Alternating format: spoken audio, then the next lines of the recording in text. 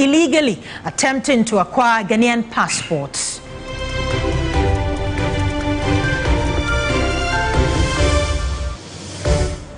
And Ghana Shippers Authority advocates for a more harmonized operational framework among regulatory institutions to help minimize costly delays and demurrage charges at the country's ports. We have details of these and more stories coming your way in the next hour. Do stay with us.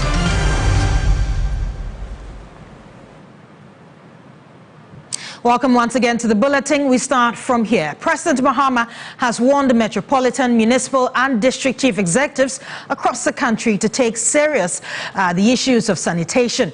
Now, at the Greater Accra Thank You Tour held at Dodowa on Friday, President Mahama noted that this will be a KPI going forward to determine whether or not they remain at post. Cabinet will soon meet on a decentralization of the sanitation budget and make every district responsible for its own sanitation. And this is the key one. Cleanliness will become one of the key performance indicators for measuring the performance of MMDCs and will determine whether they remain in office or are removed.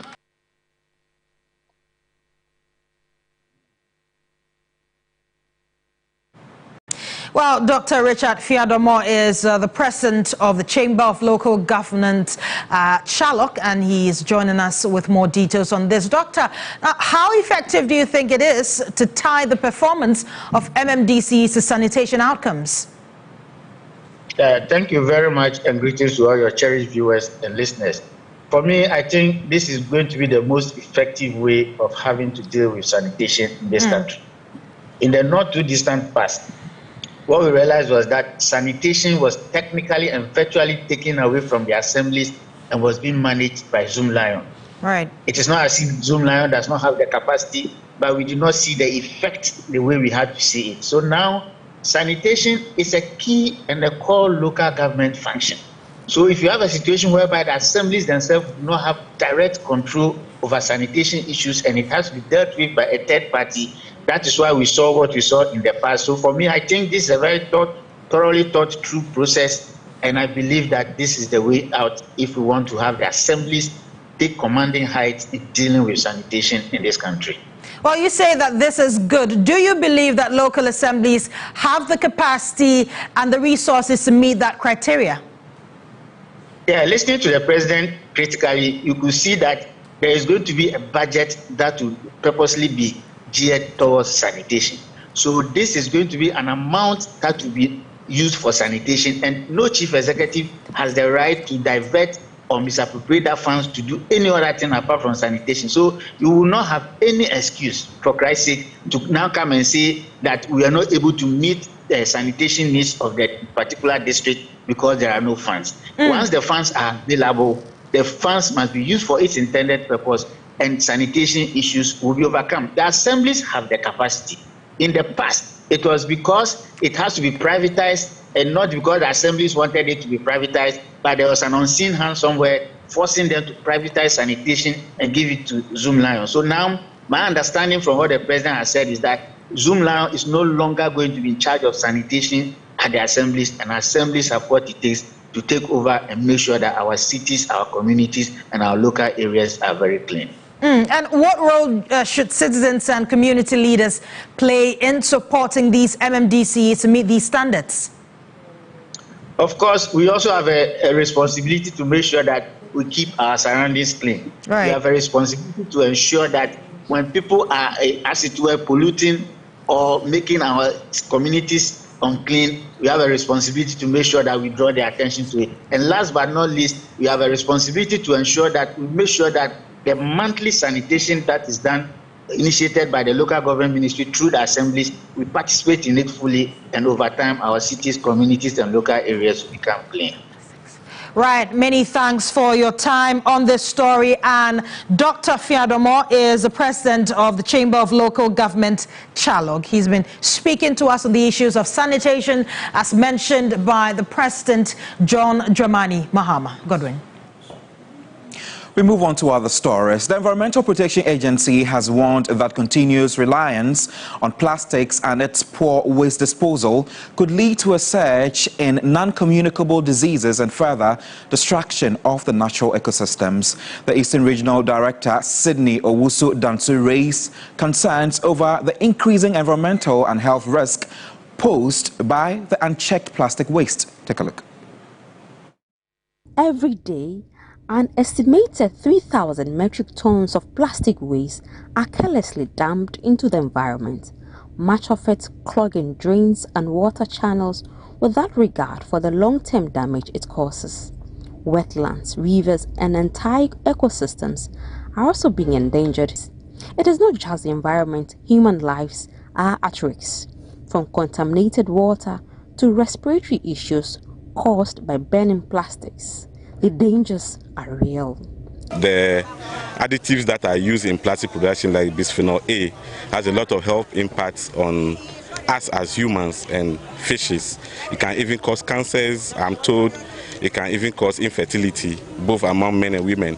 So it's a cause to worry. And at the heart of the problem is a mindset and the lack of viable alternatives for plastic use. Traders and consumers say, while they are aware of the threats, switching away from plastic isn't easy without sustainable options and policies. There is a lot of waste involved. Improper disposal can be a problem when it rains.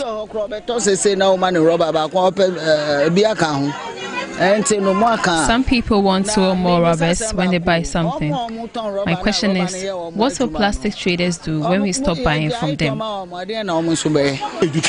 If we are all educated and everyone is willing to help improve the country, everything will be fine.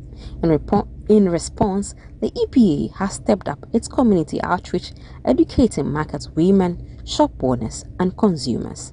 The goal is to raise awareness, encourage behavioral change, and ultimately protect lives and the environment. You've seen that the will from the market women are there.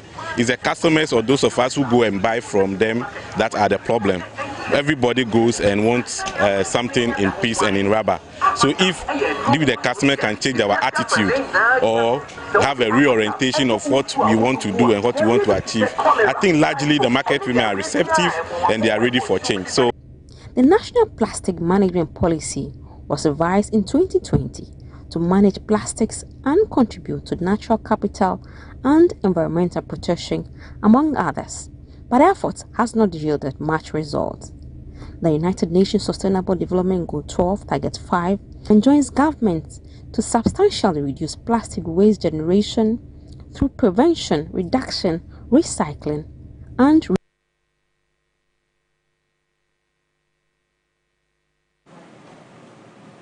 The Electricity Company of Ghana, ECG, says it is facing serious operational challenges, including the lack of power reserve and financial constraints. The disclosure was made when officials from ECG appeared before Parliament's Energy Committee. Officials from the Electricity Company of Ghana, ECG, informed the Parliamentary Committee on Energy that the company currently has no reserve capacity to supply electricity. ECG admitted that it is unable to fully meet customer demand, but emphasized that delivering reliable power remains its core responsibility. The company also highlighted the rising cost of electricity supply, stating that it significantly exceeds the revenue recovered through current tariffs. ECG further noted that it is working in collaboration with the port authorities and national security to recover missing containers holding critical equipment. I have to commend the port authorities. GPHA has been working with us to identify where they are. They are my containers, but we left them in the custody of the port authorities, and so they are helping us. I'm expecting them to give us a full report soon. Even today, I had a discussion with the Director General. So very soon we will know exactly where each one of them is. ECG officials assured the committee that customers should not have to endure long delays before accessing meters and pledged to continue efforts aimed at improving service delivery. It's true that customers should not suffer. In fact, when customers are connected, or let me say consumers are connected and are captured and are receiving bills and paying for it, then we are making money. While we sit here, all of us in our homes, we probably have the refrigerator on or the freezer on. We are not home, but we are consuming. That's how ECG makes money. So customers should not beg us or before they get connected. And that's our goal. Make meters available, make the process as easy as possible. You apply less than 1 week, you are connected. That's the goal. The Electricity Company of Ghana also acknowledged that some of the challenges it faces are beyond its control. However, it pledged to collaborate with relevant stakeholders to address the issues. The Parliamentary Select Committee on Energy is today expected to meet with some civil society organizations to discuss the way forward in resolving the country's ongoing energy supply challenges. And my colleague George Quinning is there and he joins me with further details on the back of this development. George, thank you so much for your time. One critical issue has been the debate about private sector participation in operations of ECG. What are the views being shared on that? Thank you so much, Gordon, for having me. And I'm coming to you live from Pediasi here in the Eastern region. And the Parliamentary Select Committee on Energy has actually wrapped up their workshop. They met some agencies in the power sector. And today, for instance, the Money Africa was supposed to meet with the committee, but they failed to show up. And they were supposed to give some policy alternatives for the privatization of ECG. But the minister has clearly stated that this very privatization will not solve the entire problems of the energy distributor and even that of the sector, but it will take us to the next level. But I think each member on the committee has actually I must say they're really convinced that some sort of privatization would actually revive the power distributor, because for years now, there have been some sort of inefficiencies among others. And so in other jurisdictions where it's privatized, you can see the real-time benefits and how these agencies get the real outcome. So if that is actually brought to this part of the world, I'm sure we can maximize the full potentials and benefits of the sector. Godwin. Right, George. When it comes to reducing ECG's distribution losses, what have stakeholders also been saying on that? Okay, so the lawmakers who are members of the committee have resolved that there should not be any tariff increment, even in the shortest possible time, because we should actually handle the inefficiencies of ECG. The acting MD has already said that some of the inefficiencies are internal and then they're trying to resolve them, but some are beyond them. And so if we are also able, as consumers, able to pay what we consume, if we don't steal power, if we don't tamper with the meters, and we do what is right, I'm sure they will also collect a lot of revenue. And commercial losses account for 30%, and technical losses is in the region of 9%. So if you're able to beat that number from 30% to, let's say, 5% or even 0%, it means that more money will be accrued by the power provider, and ensure that it's viable and robust. That's what we are all craving for, actually. So let's try and then bring down the commercial losses to 0%. But the MD has already stated that in terms of technical losses, it will be very difficult to come to 0%. Commercial losses, we can work around it and come to 0%. That's what all the lawmakers or the members of the committee have said, that we should ensure that we work on the commercial losses so that the power distributor becomes viable and robust. That's what we're all craving. Right, George, it looks like there are a lot of conversations panning out. There is also the issue about power theft and people using power and not paying. Going forward, are there any suggestions preferred on tackling that issue? So what the acting managing director was here yesterday, and that's in the person of Engineer Kwame Pekpena, and he can only encourage consumers to pay what they consume.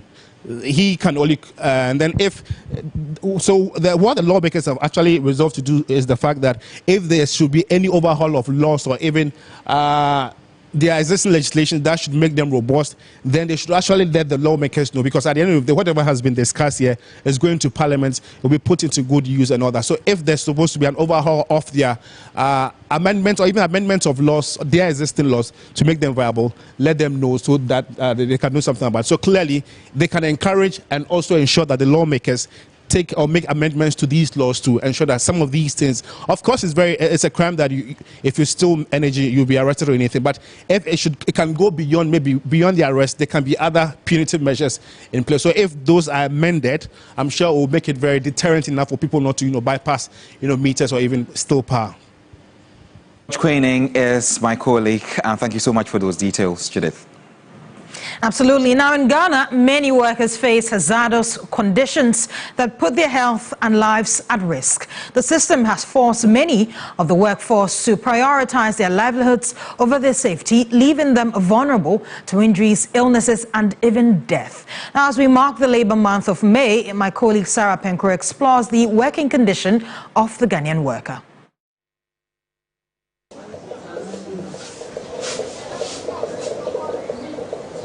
Midwifery is one of the specialized areas of nursing that focuses on the care of women during pregnancy, labor, delivery, and the postpartum period, as well as the care of newborns, providing a holistic approach to care.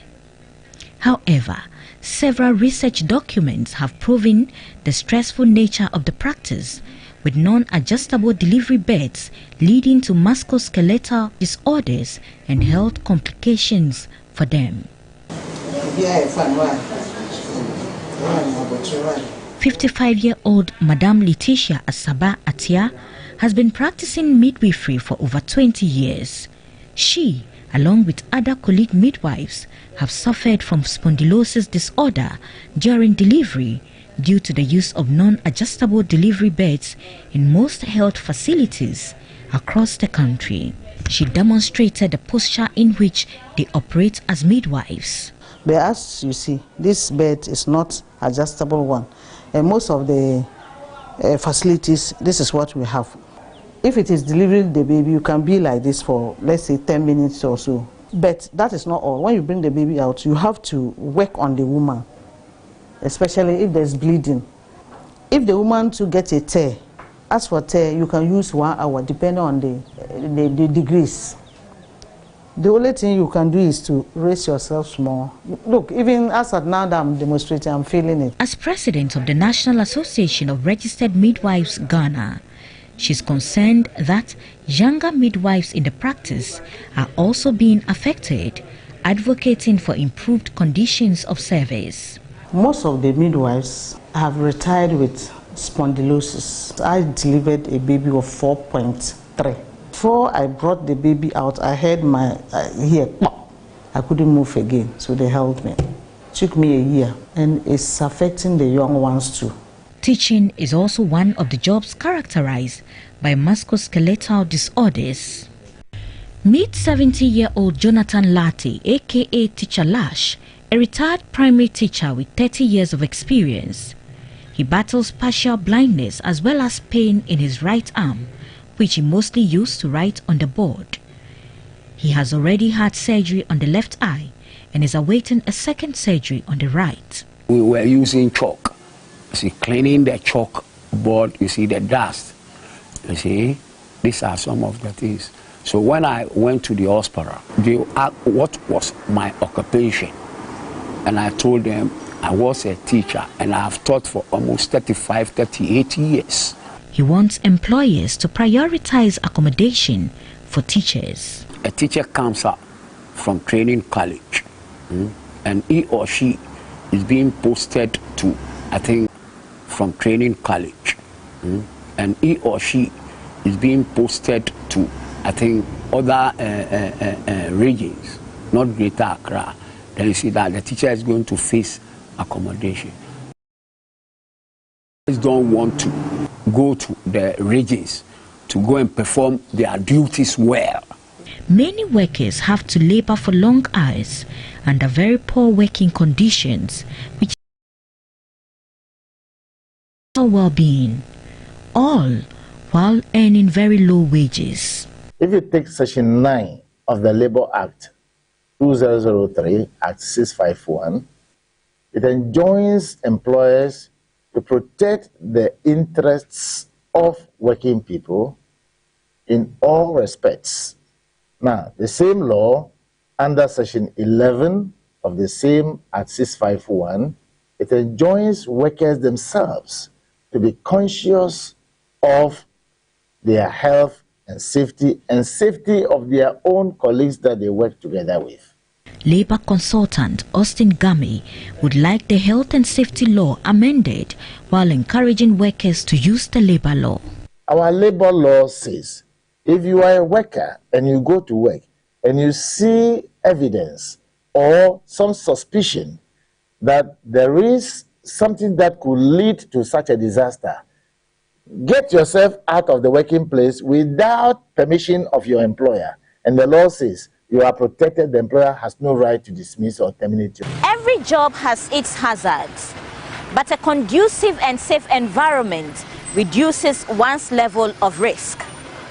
Prioritize your safety at any work environment you find yourself and stay safe. Sarah Apenkro, TV3 News, Accra. Away from health-related issues, the National Labour Commission is sounding the alarm over a rising number of cases of unfair dismissals and terminations, particularly in Tema within the Greater Accra region. According to the Commission, these complaints continue to increase its workload, prompting a commitment to proactive measures in resolving labour disputes. Addressing the media in Accra, Executive Secretary of the Commission, Dr. Benny Zwelberg, assured the public of the Commission's dedication to assuring fairness in employment practices. The National Labour Commission continues to grapple with a rising number of labour-related cases, receiving close to 100 complaints every month.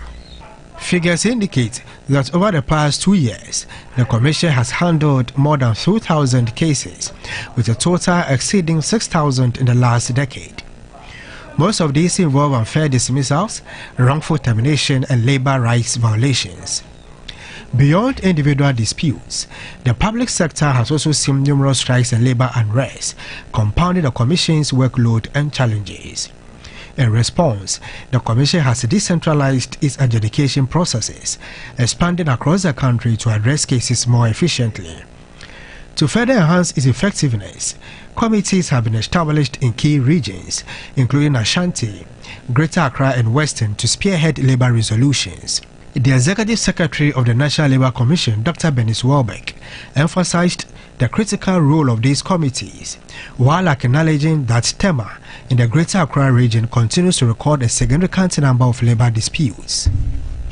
In terms of the type of cases, all the cases about terminations, cases about dismissal, cases about unfair labour practice, medical claims, all the cases that are classified by the Commission, they come from Tema. Meanwhile, the chairman of the National Labour Commission, Justice Asumanadu, has urged members of the newly formed committees to maintain impartiality and recuse themselves from cases in which they have personal interest. You are going to hear cases and take decisions which may go as far as to the Supreme Court. In view of that, your decisions must be reasonable and firm. As much as possible, you must ensure that you avoid conflict of interest.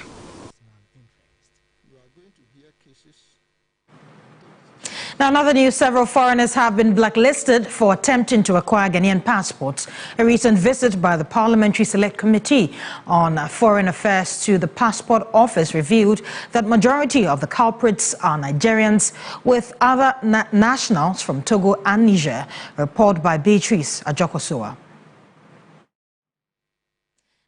Concerns have been raised about the influx of foreigners illegally acquiring Ghanaian passports and using them to travel to other countries. According to Director of the Accra Passport Application Center, Felix Nyako, 3 to 5 foreigners are apprehended daily for attempting to apply for passports. These suspects are handed over to the Ghana Immigration Service for further investigations. At the Accra Passport Office, we intercept between 3 and 5 every day. Immediately they are arrested. They are referred to the Ghana Immigration Service. That is the institution that is mandated to interview them. So what we do is we say they are suspected, because at least we are able to know from the way they speak, we are able to know that they are not Ghanaians. Most often our neighbors, the Nigerians, the Togolese, Nigerians. So I'm yet to come across somebody from Ivory Coast. Nigerians are mostly at the corporates. Director of Policy Planning and Evaluation at the Ministry of Foreign Affairs and Integration, Ambassador Philbert Isaac Kobna Abeka Johnson, on his part, emphasized the need for collaborative efforts to implement a successful foreign policy agenda. We cannot initiate, formulate and implement a foreign policy that is not coherent, that is not structured, that does not involve all facets of our economy. That is necessary, and to do that, the other sector ministries need to understand the role of the foreign ministry. We need to work hand in hand, we need to work together to ensure that all data, all facts on domestic policy is known by the foreign ministry, so that we work together to ensure its implementation. During the visit, the Parliamentary Select Committee also inspected the Accra International Conference Centre, which was found to be in a dilapidated state with cracked pillars and leaks. Chairman Oku Vanderpoy acknowledged the challenges and assured that plans are underway to address them. When we come down to the conference center where we are right now, we realize that there are challenges.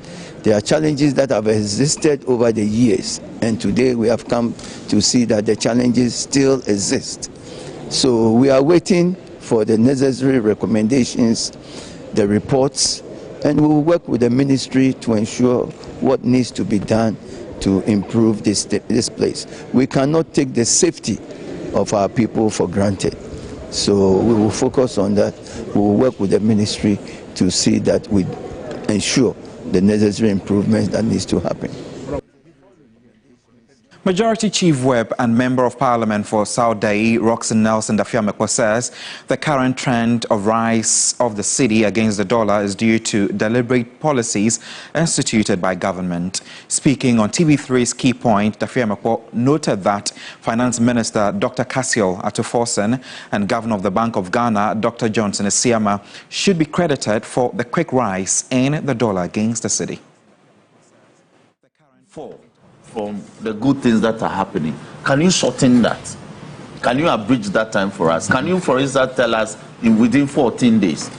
It may not be every commodity out there, but the major commodities, when they are affected, there's something we call the multiplier effect. It has a way of affecting other prices of other commodities naturally. So my preliminary comments on these matters are these, and that we expect these matters to be properly situated and government giving its due praise, and the two in the forefront, the Minister of Finance, Dr. Atuforsen, and Dr. Esiama, Governor of Central Bank, ought to be commended for getting us to where we are.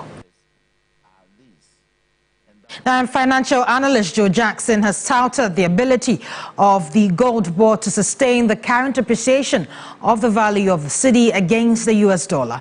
Now, according to him, this is because the global demand for gold is increasing as a result of investors resorting to safer investment options.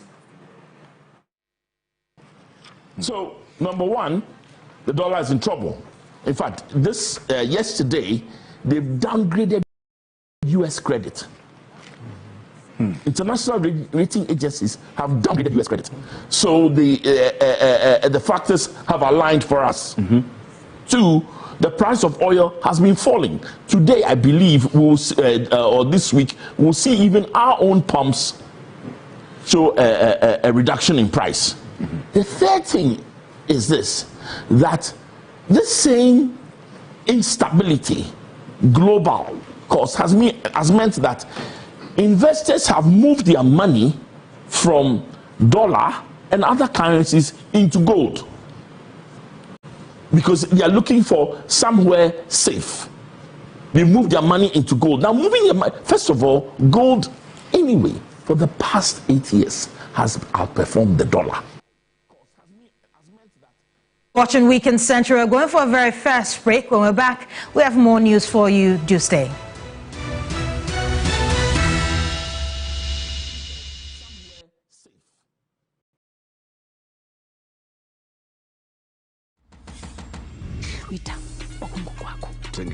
So much love in the air. What are we looking at?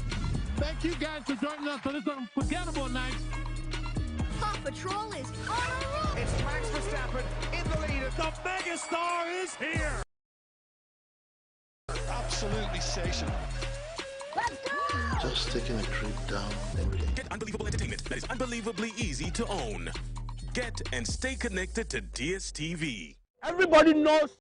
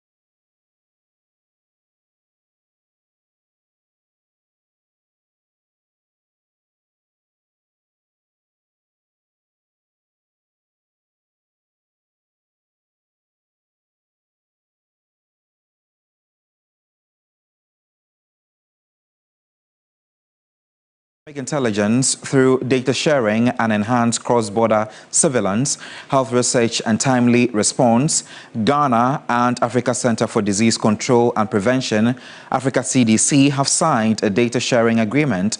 The agreement will establish a platform for data sharing among member states, linking public health institutions to each country to improve health outcomes.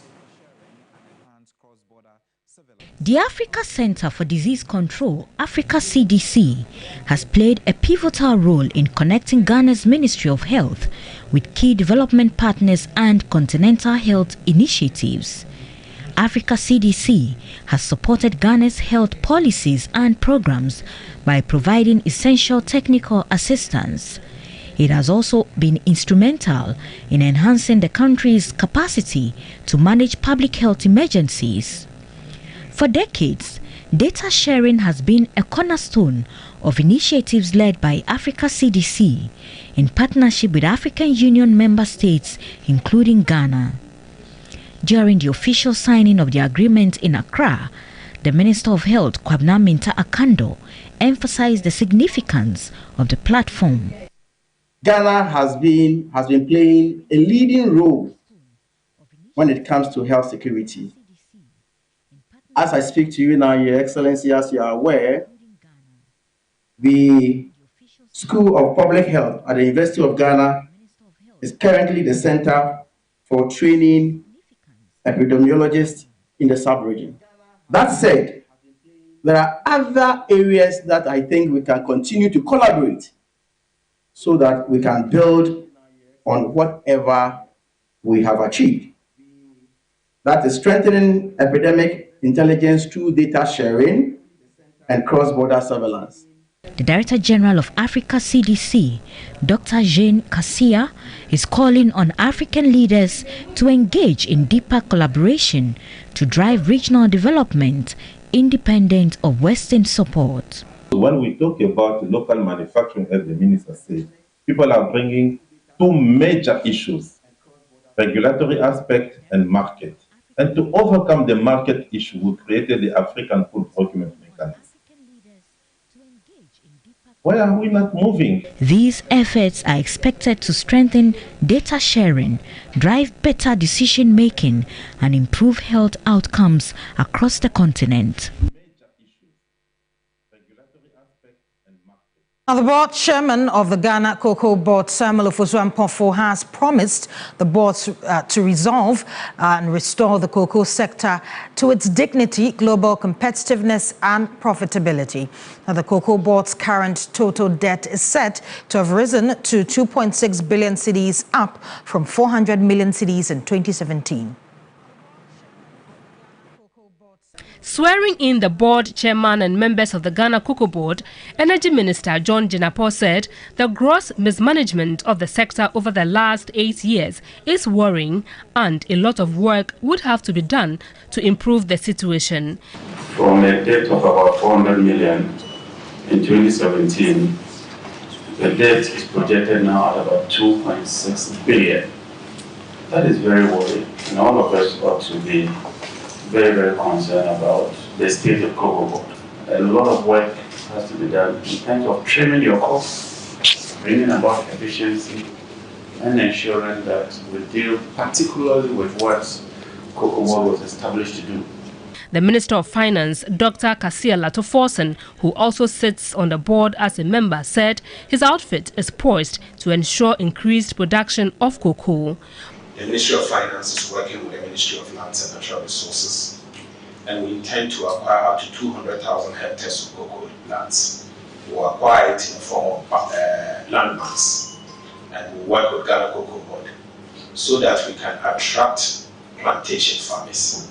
With that, we believe that Cocoa Board will be able to increase their production from these current levels to a possible 1 million metric ton in the shortest possible time within the next 5 years. Board Chairman Samuel Ofosu-Ampofo said the sharp decline of the cocoa sector is troubling and pledged the board's commitment to restore the dignity and profitability of the sector.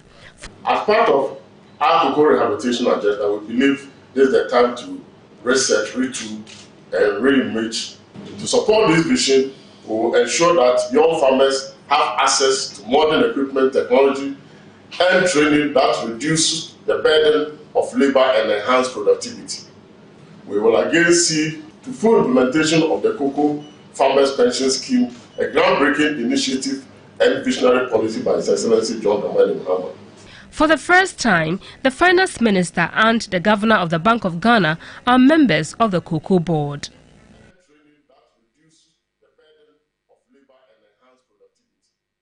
Now, away from the cocoa sector, the National Drip Coordinator, Lante van der Poy, has impounded and handed over to Obuasi Police a backhoe machine belonging to the Obuasi West Municipal Assembly. Now, the equipment was intercepted by the National Coordinator on the Obuasi-Kumasi Highway with a broken hydraulic valve. Upon interrogation, the operator stated that he had been assigned the task by one of the engineers at the Assembly.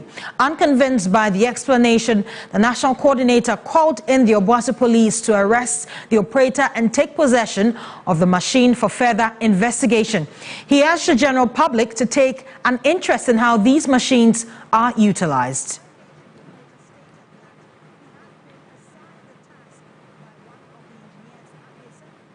Well, Lante van der Poy is the National Drip Coordinator. He's joining us for more details on this particular subject. Good afternoon, sir. Now, what led you to impound this backhoe machine in Obuasi? Well, thank you very much, and a very good afternoon to all of you and to our viewers. Well, as usual, I was on my rounds, official rounds, in the Adanse area of the Ashanti region to get myself acquainted with the situation of the drip machine before we start full operation as from next month. So on my way from Obuasi West towards Obuasi East, I saw this machine on the road. So quickly I stopped and chased the operator, stopped it, and questioned him. Because for now, we've asked that all the machines should be parked at the assembly and get our technical people to go around, inspect the machines, check their conditions before we start full operation. So I was not expecting to see any of the machines on the road. So out of curiosity, I questioned the operator. One, he's not a certified operator from our outfit in the assembly. And two, the valve of the hydraulic system had broken, and he was driving it and the oil was spilling on the road. So after questioning, I got in touch with the engineers of the assembly who said the machine was being used for a project. And I asked them on whose authority. They couldn't really give me an answer. So I had no option but to call in the Obuasi Police to impound the vehicle and continue with investigation, so that I will be abreast with what the machine was being used for. If it was being used for an unauthorized assignment, then the person who ordered that assignment to the usage of the machine will be set charged with the cost of repair on the machine. Now, do you think that this could be a widespread issue, that is the unauthorized use of drip equipment across the country? Yes, we have so many cases of that, and so my officers are also on alert. One, some of the people don't know that the machines have tracking systems on them. And so when they get out of their jurisdiction, the tracking system is able to identify and reveal to us that a particular machine is being used outside this jurisdiction. So then we trace, monitor, and make sure that we get into the police to effect arrest of the people who are using the machine without authority. Right now, since your appointment, you have taken stock. Have you been able to take stock of these equipment, that is the drip equipment, and are they up to what the books tell you? Well, a lot of the machines have not been maintained well. Let me say this. I was appalled by the situation of people virtually not even washing the machine since the last time it was used somewhere in December. So you see some of the machines with mud all over them, the hose and the parts having engulfed in mud. So I've been worried. I've been asking the engineers and the people who have been taking care of the machines whether if it was their own personal equipment, whether it was their car, they will be sitting in a car which has not been washed for days and months. And this is an equipment, it's machines made of metal. And when those sand and mud get into the hose, it will cause a lot of disruption in their services, and their efficiency will be impaired. So I have given immediate instruction that all, through the midst of local government, that all the assemblies must take steps to make sure that the conditions of the machines are such that it will not cause me to issue any query to the engineers and the people who are supposed to take responsibility for them in the various assemblies. Right, many thanks for your time. Edwin Nielante van der Poy is the National DRIP Coordinator. He has been speaking to us on the issue of some DRIP equipment that are being used in an unauthorized manner. We now head to the northern part of the country where stakeholders in sanitation in East Gonja municipality have called for a reintroduction of voluntarism by residents to participate in sanitation initiatives aimed to improve sanitation in the municipality. According to them, reigniting the spirit of community voluntarism can help bridge the gap in sanitation access, particularly in rural areas where sanitation infrastructure may be limited. The stakeholders made this call at a massive cleanup exercise in the Salaga town. But at this point, my colleague Christopher Mwako, who joined in the cleanup exercise, is joining me via Zoom for details on the exercise. Chris, thank you for your time. Tell us more about this cleanup campaign and how it seeks to promote sanitation in the East Gonja municipality. Yes, so Godwin, the East Gonja municipality have over the years been regarded as one of the poorest municipalities in the country when it comes to management of sanitation. You talk about choked gutters, you talk about the haphazard disposal of plastic waste. You also talk about the fact that open defecation is rife in the East Gonja municipality, and so the stakeholders in sanitation have taken it upon themselves, following the call of President John Dramani Mahama to ensure that various cities, towns, and communities are kept clean, and that Metropolitan Municipal Chief Executives will be their work to be assessed by how they are able to keep their localities clean. The stakeholders have come together to support this drive by organizing a cleanup exercise to ensure that the spirit of voluntarism that had existed amongst community members is reignited to ensure that people participate in the sanitation of their localities and not just wait for some people, some companies to come and clean for them, but they themselves should get themselves on board to be able to ensure total and absolute sanitation. Some of them have actually been reacting to this. Let's take a listen to what they've been saying. Christopher Mwako is our Northern Regional Correspondent. Thank you so much for Chris. But Judith, great to know that Salaga has already taken up the initiative when it comes to, paying attention to sanitation and how important it is. Absolutely. We're going to do some more stories now. The Ghana Shippers Authority is advocating for a more harmonized operational framework among regulatory institutions to help minimize costly delays and demurrage charges at the country's ports. The acting chief executive officer, Professor Ransford Jampa, noted undue delays undermines efficiency and threatens the competitiveness of Ghana's trade environment, engaging stakeholders in the eastern region. At the engagement, participating regulatory institutions acknowledged that fragmented enforcement and lack of synergy have led to inefficiencies that delay cargo clearance. They agreed that improved interagency coordination is critical to ensuring smoother trade facilitation and cost-effective operations. There is a basis where various agencies who have similar mandates need to be talking to each other. And that is why the Energy Commission has opened its doors to stakeholder engagement and institutional collaboration amongst the Ghanaian agencies.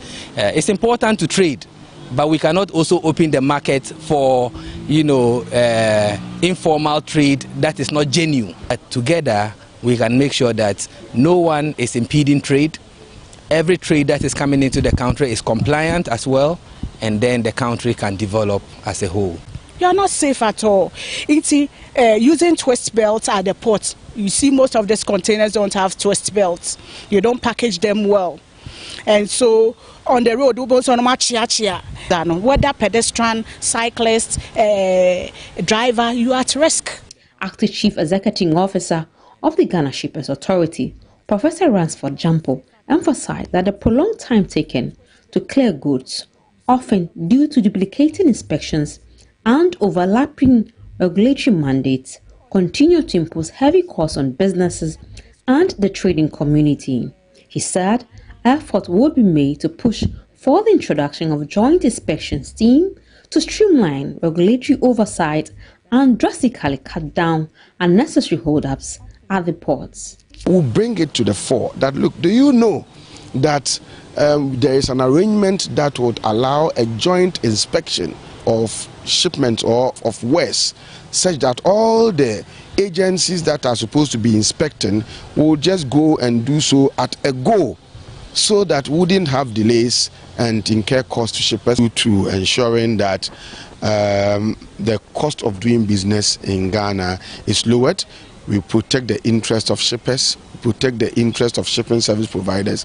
At the end of the day, we will be seen to be contributing our quota to improving international trade.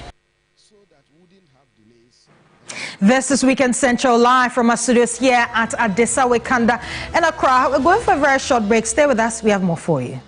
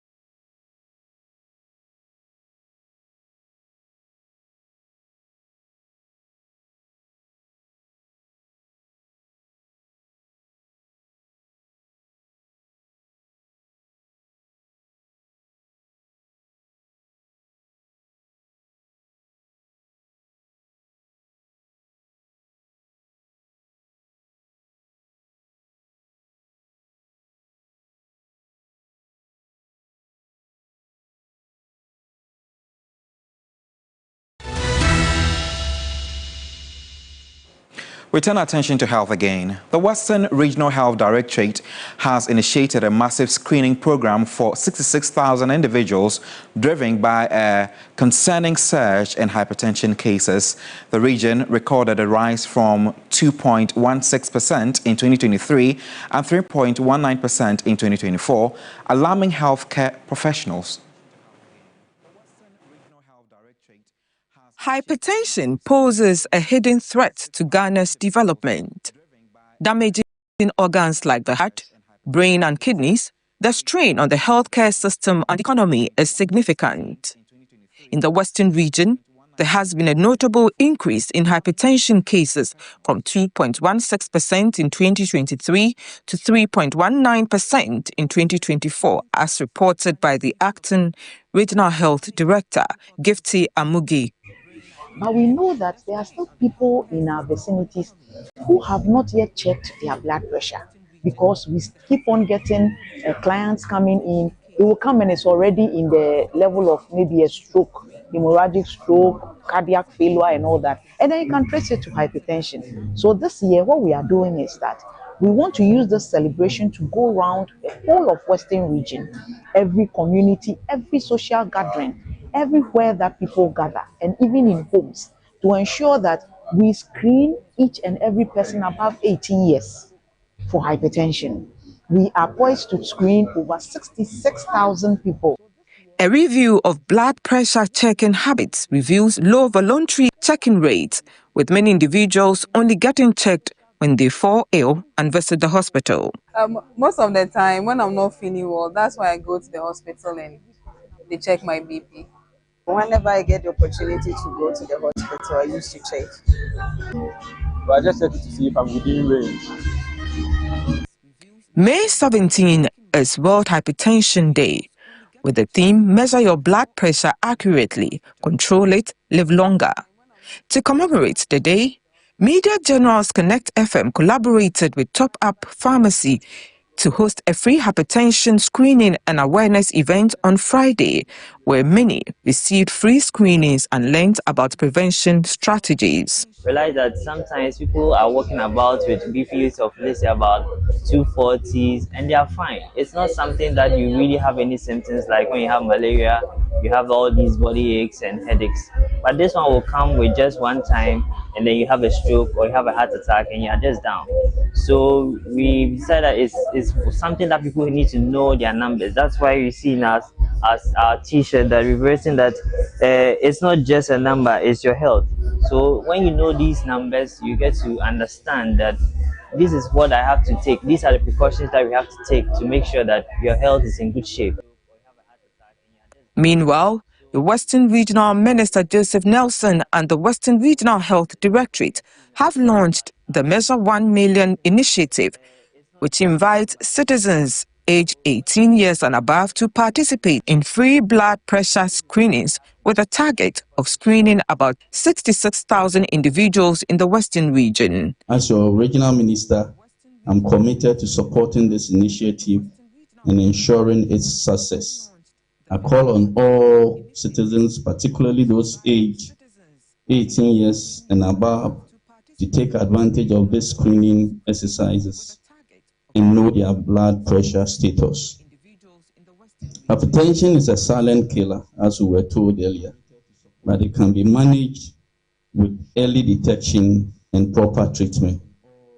By participating in this screening exercise, we can identify those at risk and provide them with the necessary support and guidance to manage their condition.